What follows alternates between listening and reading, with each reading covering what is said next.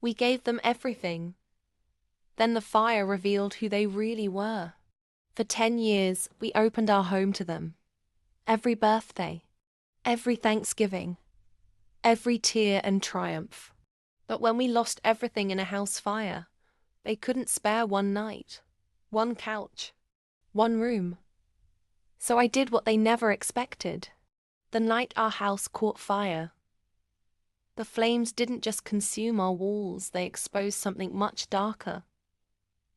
The truth. My husband and I had always believed in family first.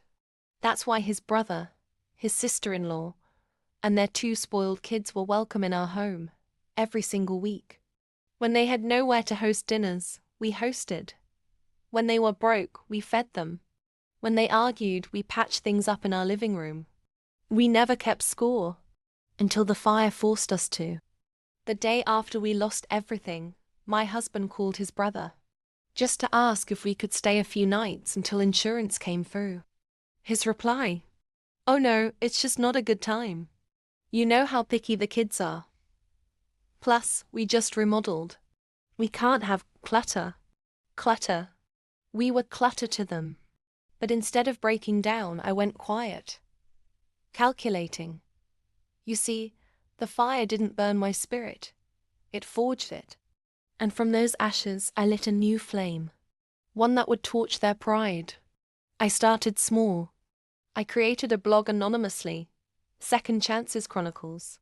I wrote about our journey, our loss, and the betrayal by certain family members who shut their doors while pretending to be saints on social media. It went viral. I turned that blog into a YouTube channel, sharing our story with brutal honesty and people related.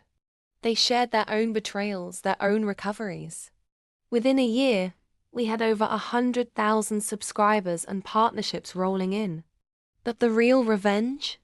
I used our rising platform to launch a charity, Ashes to Hope. We raised funds to rebuild homes for fire victims like us. The story made the local paper, then regional news, then national. And who do you think came crawling back? Yep, them.